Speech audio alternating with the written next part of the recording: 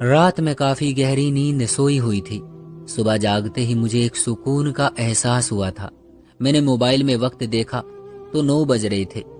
ओहो, काफी देर हो गई, माँ जी को दवाई भी देनी थी। मैं जल्दी से उठी और वॉशरूम की तरफ भागी, लेकिन जैसे ही मैंने खुद को आईने में देखा तो मैं हैरान रह गई। मेरे जिस्म के कई हिस्सों में तेल लगा हुआ था।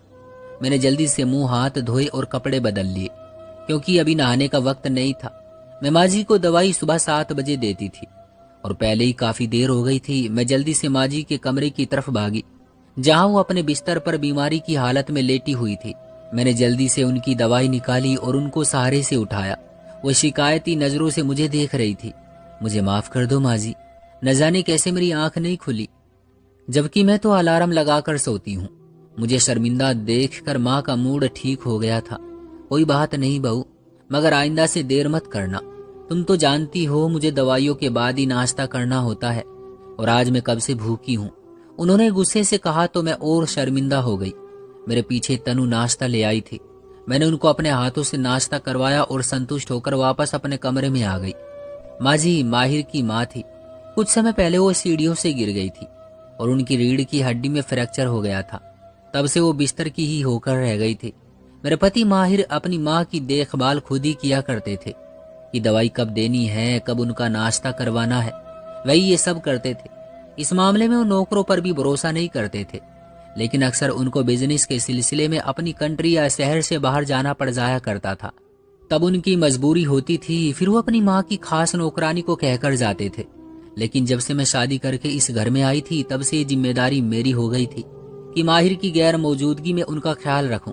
पिछले हफ्ते हमारी नौकरानी आरती की तबीयत खराब हो गई थी। उसे सांस की बहुत तकलीफ हो गई थी, इसलिए उसकी जगह उसकी बेटी तनु काम पर आ रही थी। माहिर जब भी शहर से बाहर जाते थे, मैं आरती को अपने साथ सुलाया करती थी, लेकिन आजकल वो ठीक नहीं थी। तो मैंने तनु से पूछ लिया कि क्या तुम रात को रुक सकती हो। तब वो बहुत खुश होकर बोली, हाँ मालकिन जी, क्यों नहीं। उसकी बात सुनकर मैं संतुष्ट हो गई थी।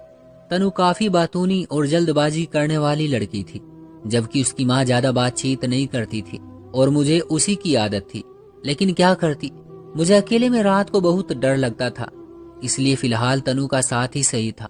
कल रात तनु ने मुझे कहा कि दीदी मैं आपके पैरों में तेल की मालिश कर देती हूँ, आपको बहुत अच्छी नींद आएगी। मैंने हंसकर मना कर दिया, नहीं तनु, मुझे तेल लगाना पसंद नहीं है। लेकिन वो जिद पर अड़ गई कि एक बार मालिश करवा कर तो देखो। खैर, उसका दिल रखने के लिए मैं मान गई, और जैसे ही रात को उसने मालिश शुरू की तो मुझे बहुत ज्यादा सुकून मिलने लगा, और मुझे पता ही न चला कि कब मेरी आंख लग गई और इतनी गहरी नींद आई कि मजा आ गया। लेकिन उस गहरी नींद की वजह से आज मेरी शामत ही आ जाती।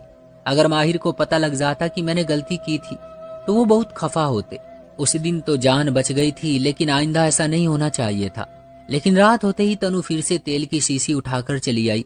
मैं मना करती रही, मगर उसने लगाना शुरू कर दिया और मुझे आराम महसूस होने लगा। कुछ ही देर में मैं नींद की वादियों में खो चुकी थी। लेकिन मेरी हैरत की इंतहा न रही जब मैंने सुबह फिर से तेल अपने जिस्म पर जगह जगह लगा देखा। अब मुझे बहुत अजीब महसूस हो रहा था।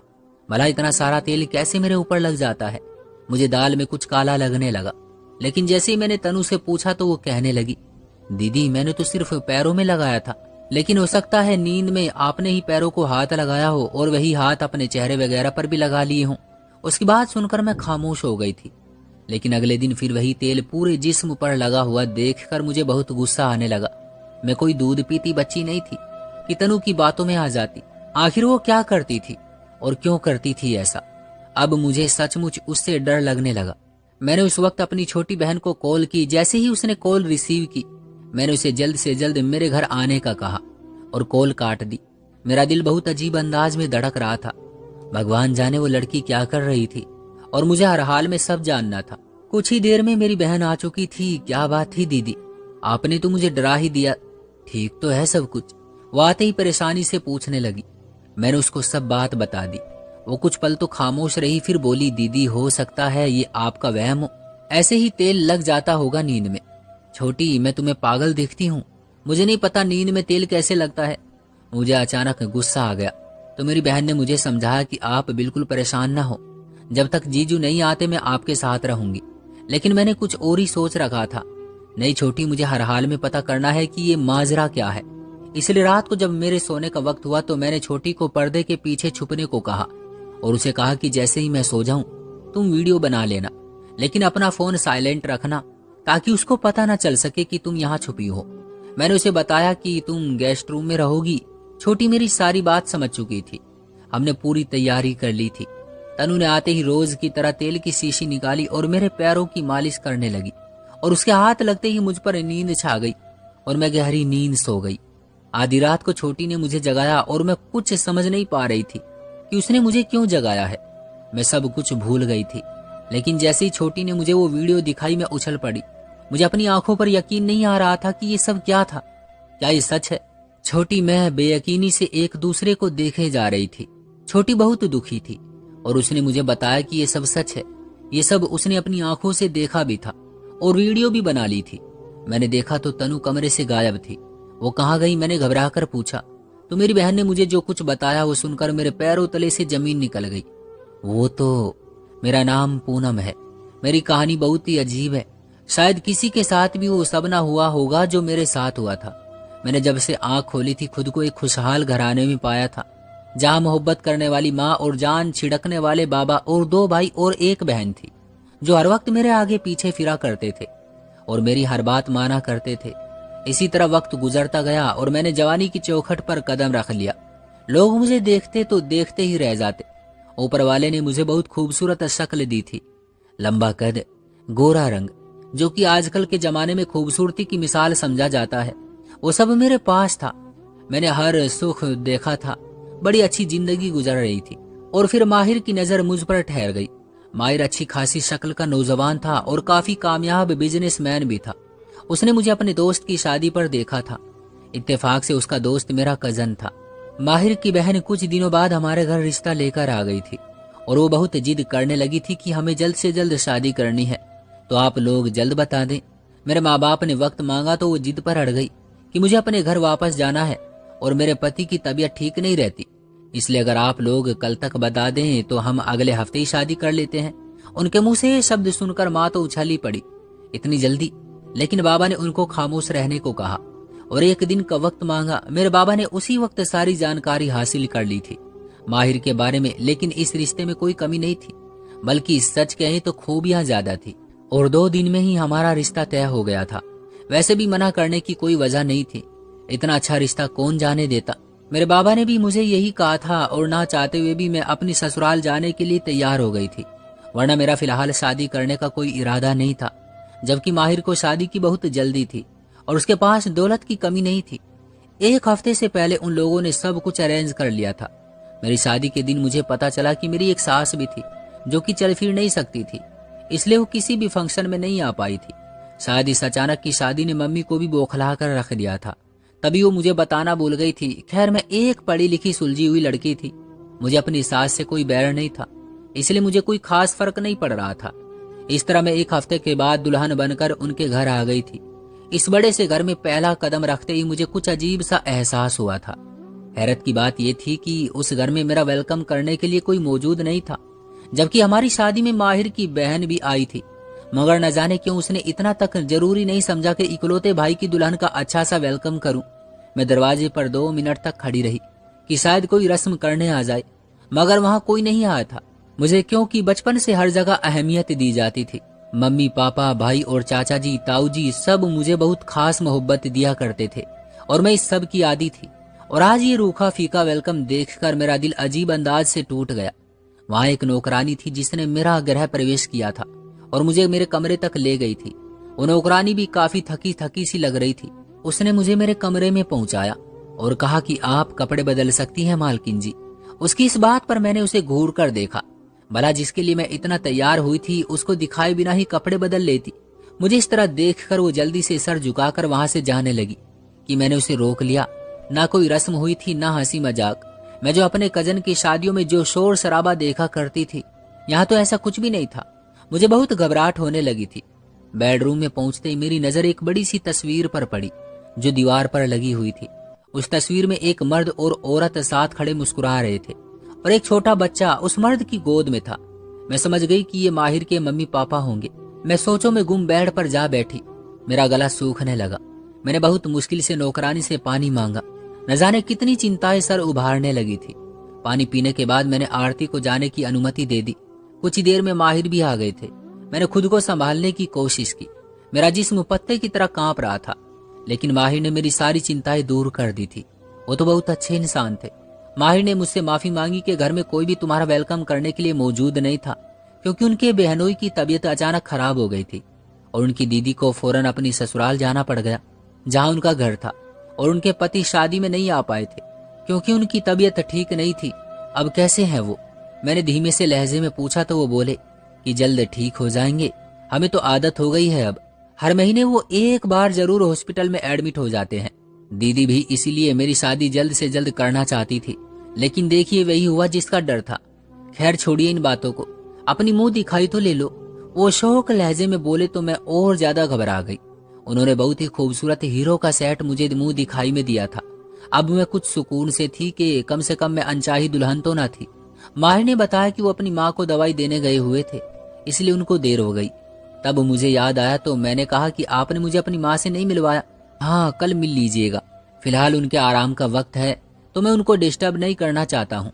अगली सुबह माँ जी ने मुझे अपने बेडरूम में बुलाया। वहाँ एक व्हील चेयर पड़ी थी और एक किंग साइज बेड भी था, लेकिन कमरे की दूसरी तरफ खिड़की के साथ एक दूसरा बेड भी पड़ा था, जो कि अक्सर हॉस्पिटल में पाया जाता है। उस बेड पर मैंने माँ जी को सोते हुए देखा तो मुझे दिली अफसोस होने लगा। इतनी धन दौलत होने के बावजूद वो अपने आराम वाले बेड पर भी नहीं सो पा रही थी। वो काफी निढाल और कमजोर सी थी। उन्होंने मुझे प्यार से बुलाया और एक जोड़ी कंगन पहनने को दिए। वो खुद पहनाना चाहती थी, मगर ये उनके लिए मुमकिन नहीं था। उनके हाथ कांप रहे थे। मैंने फैसला किया कि मैं अपनी सास को बेटी बनकर दिखाऊंगी, उनकी खूब सेवा करूंगी। मेरी बातें सुनकर मेरी सास और माहिर बहुत खुश दिखाई दे रहे थे। माहिर जी ने तो जैसे मुझे अपनी मोहब्बत से खरीद ही लिया था। इतना प्यार, इतनी इज्जत दी कि मैं तो अब उनके बिना जीने का भी सोच नहीं सकती थी। माँ को भी मुझसे शिकवा रहने लगा था कि तुम तो घर ही नहीं आती, और मैं हंस के टाल देती। हनीमून ट्रिप पर वो मुझे यूरोप ले गए थे। माहिर की संगत में मुझे ये दुनिया बहुत हसीन लगती थी, और वहां से वापसी पर माहिर मुझे दिल्ली लेकर गए थे, जहां दीदी और उनके पति की तबीयत पता करनी थी। 2 दिन वहां रहने के बाद हम लोग वापस अपने शहर आ चुके थे और अब जिंदगी रूटीन पर आ चुकी थी। मैंने भी अब घर संभालने का इरादा कर लिया था और पहली बार मैंने पूरा घर ध्यान से देखा था। न जाने कब से ये बड़ा सा घर नौकरों के हवाले था। देखने में सब ठीक था, मगर कई जगह सफाई सुथराई नहीं की गई थी। मैंने भी कमर कस ली और सारे नौकरों को इकट्ठा कर लिया और पूरे घर की सेटिंग चेंज करवाई, धूल मिट्टी साफ करवाई और सबको कह दिया कि अब से सबको दिल लगाकर काम करना होगा। अगर माँ जी यहाँ आ सकती तो बहुत नाराज होती कि क्या हाल बना रखा है घर का। अब सब ठीक से काम करने लगे थे। जब तक मैंने उन पर नजर न रखी तब तक ये लोग हमारी आंखों में धूल झोंकते रहे। एक दिन मैंने तहखाने की सफाई करने का फैसला किया, लेकिन मेरे पास उसकी चाबी नहीं थी। मेरे पूछने पर आरती ने बताया, माँ जी किसी को तहखाने जाने की अनुमति नहीं देती। मैं हैरत में पड़ गई। आखिर क्यों? मैं कोई गैर तो नहीं हूँ, इस घर की बहू हूँ। लेकिन आरती ने मुझे चाबी देने से साफ मना कर दिया। मुझे बहुत बुरा लगा। शाम को मैंने माहिर से शिकायत की तो वो बोले कि माँ की कई यादें इस तहखाने में सुरक्षित है, इसलिए उनको वहम सताता रहता है कि कहीं कोई उनकी चीजें इधर उधर ना कर दे। और वैसे भी तुम किन कामों में लग गई हो पूनम, ये सब नौकरों के काम है। उनकी बात पर मैं खामोश हो गई। मैं दिन रात माँ जी की सेवा में लगी रहती थी, मगर वो मुझे ज्यादा वक्त तक अपने कमरे में रुकने नहीं देती थी। उनका कहना था कि अब वो अकेली रहने की आदी हो गई है। अब वो अपने काम भी मुझे करने से मना करती थी। मैं चुपचाप वहां से सामान उठाती थी। उसके बाद ही माहिर के बाहर के काफी चक्कर लगने लगे थे और मैं अपने साथ तनु को सुलाया करती थी। लेकिन कल रात जो कुछ हुआ था वो देखकर मैं और मेरी बहन डरे हुए थे। मैंने फिर से वीडियो देखी, कई बार देखी, मगर मुझे अपनी आंखों पर यकीन नहीं आ रहा था। इस वीडियो में जैसे ही मैं गहरी नींद में जा रही थी, उसी वक्त तनु उठकर एक दूसरे तेल की शीशी निकालकर उसमें कोई चीज मिला रही थी और उस तेल की एक एक बूंद मेरे जिस्म के अलग अलग हिस्सों पर टपका रही थी। लेकिन सबसे ज्यादा जिस चीज ने मुझे दहलाकर रख दिया था वो ये था, जब मैंने एक साए को कमरे में आते देखा, और वो कोई और नहीं बल्कि मेरी सास थी। जी हाँ, वो माँ जी ही थी जो अपने ही पैरों पर चलकर मेरे कमरे तक आई थी। और उस वक्त उनका हुलिया बिल्कुल ही अलग लग रहा था। अपनी बहुत कीमती सिल्की नाइटी में वो काफी अच्छी नजर आ रही थी। कहीं से भी नहीं लग रहा था कि वो कई सालों से बिस्तर की होकर रह गई थी। कमरे में आते ही वो मेरे सर पर आ खड़ी हुई थी और तनु से पूछने लगी, अच्छे से तेल गिरा दिया है ना पूरे जिस्म पर? हाँ मालकिन जी, तनु जल्दी से तेल की शीशी बंद करते हुए बोली, बस इसी तरह रोज थोड़ा थोड़ा तेल बढ़ाती रहना, जब तक मैं माहिर को रोक के रखूंगी वो अभी वापस नहीं आएगी। जी मालकिन जी, जैसा आप कहें, वो विनम्र व्यवहार में बोली। और अपनी माँ को कह देना कि जब तक मैं ना कहूँ यहाँ ना आए, बड़ा उसे शौक चढ़ा है ईमानदारी का। ये कहकर वो हंसने लगी और वहां से चली गई। मैं क्या करूं छोटी, मुझे अब भी यकीन नहीं आ रहा कि ये सब आखिर क्या हो रहा है। मैंने अपने आंसू पोंछते हुए कहा, दीदी आप ऐसा करें कि अभी सो जाएं और किसी को कुछ न बताना, हो सकता है तनु फिर से आ जाए। हाँ लेकिन तुम मत जाना, मुझे बहुत डर लग रहा है। मैं छोटी से लिपट गई। हाँ मैं यही आपके साथ सो जाती हूँ, अगर तनु आई तो कह दूंगी कि मुझे अकेले डर लग रहा था। तुमने बड़ी मुश्किल से मुझे पुरसुकून किया है, मगर सुकून तो अब मेरी जिंदगी से गायब हो गया था। सारी रात हम दोनों बहनें जागती रही। सुबह होते ही मैं नहाने चली गई, लेकिन ये देखकर मेरे तो होश ही उड़ गए। मेरे जिस्म पर जहां जहां तेल गिरा हुआ था वहां काले रंग के धब्बे बन चुके थे, कुछ मेरे चेहरे पर, कुछ हाथों और कुछ गर्दन पर, और उनमें अजीब सी खारिश भी होने लगी थी। हे भगवान, ये सब क्या है? आखिर मुझे किस पाप की सजा मिल रही थी? मैंने क्या बिगाड़ा था माँ जी का? मेरा गम और गुस्से से बुरा हाल था, लेकिन फिलहाल मैं कुछ नहीं करना चाहती थी। मैं माँ जी के कमरे में गई तो इसी तरह बेजान सी बिस्तर पर पड़ी थी। मेरा दिल तो किया उनसे पूछूं कि कब से ये नाटक करके अपने बेटे को बेवकूफ बना रही है, मगर मैं खामोश रही। मैंने उनसे कहा कि मेरा दिल घबरा रहा है, मैं कुछ दिन के लिए माँ के पास जा रही हूँ। पहले तो वो कुछ चौंक सी गई, फिर आहिस्ता से गर्दन हिलाई के चली जाओ। माहिर से मैं पहले ही पूछ चुकी थी। अपने घर पहुंचते ही मैंने सब कुछ अपनी माँ को बता दिया। ये सब देखकर वो बहुत परेशान हो गए थे।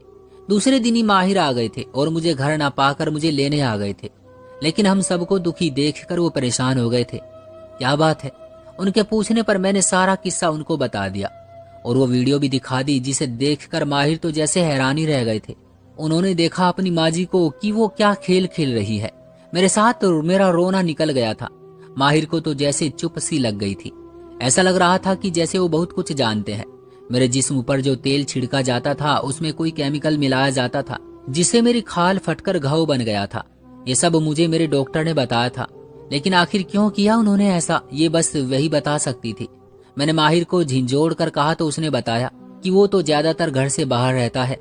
उसे नहीं पता था कि उसकी माँ बिल्कुल ठीक है, लेकिन उसने ये बताया कि वो उसकी सगी माँ नहीं है। मेरे बाबा ने मेरी माँ के मरने के बाद इनसे दूसरी शादी कर ली थी, और पहले तो माँ मुझसे नाराज रहती थी, लेकिन जब मेरे बाबा का स्वर्गवास हो गया तब उन्होंने मेरा बहुत ख्याल रखा। मुझे इतना प्यार दिया कि मैं उन पर जान छिड़कने लगा। कुछ साल पहले जब मैंने शादी करनी चाही तो उन्हीं दिनों वो सीढ़ियों से गिर गई और हमेशा के लिए अपाहिज हो गई। इसके बाद वो हमेशा मुझसे नाराज रहती कि मैं उनको वक्त नहीं देता। मैं उनकी खूब सेवा करता था, मगर वो मुझसे कभी खुश नहीं होती थी। जब मैंने पूनम को देखा तो अपनी सगी माँ की भांजी को बुलवाया और बहन बनाकर आपसे रिश्ता मांगा। मैं चाहता था कि माँ को कानो कान खबर ना हो, इसलिए मैंने आरती को भी बहुत सारे पैसे दिए थे कि वो उनको कुछ न बताए। जिस दिन मैं शादी करके पूनम को घर लाया था उस दिन भी माँ को पता नहीं था, वरना शायद वो इस शादी में भी कोई रुकावट डाल देती। लेकिन मैं सोच भी नहीं सकता था कि वो इस कदर गिर सकती है। इतने साल वो सिर्फ मुझे दिखाने को बिस्तर पर पड़ी थी। माहिर बहुत दुखी था। मेरी सौतेली माँ ने सब इसलिए किया था कि मैं किसी तरह उस घर से निकल जाऊं और इनको अपना बेटा मिल जाए। वो अपने सौतेले बेटे की मोहब्बत में इस कदर खुदगर्ज हो चुकी थी कि अपने बेटे तक की खुशी नहीं बर्दाश्त कर पाती थी। ये सब सुनकर मुझे दिली सदमा पहुंचा था। माहिर की मोहब्बत के बावजूद वो बस उसे किसी और का होता नहीं देख सकती थी। मैंने माहिर का हाथ थामा और उनको यकीन दिलाया कि मैं ये बात किसी से नहीं कहूंगी। लेकिन माहिर ने अब फैसला कर लिया था कि वो मुझे अब खुद से अलग नहीं रखेंगे और ना ही इस घर में मुझे वापस जाने देंगे। माँ जी अपनी जिद और अहंकार के आगे किसी की नहीं सुनती थी, लेकिन अब उनकी सजा यही थी कि वो अकेली उस घर में रहे जहां वो किसी और को मालकिन बनते नहीं देख सकती थी। मेरी सौतेली माँ की यही सजा थी कि जब तक वो जिंदा रहेगी उसी घर में रहेगी। दोस्तों, ये थी हमारी आज की कहानी। उम्मीद करते हैं कि आपको पसंद आई होगी। वीडियो को लाइक करके चैनल को सब्सक्राइब कर लीजिएगा। मिलते हैं अगली वीडियो में, तब तक के लिए धन्यवाद।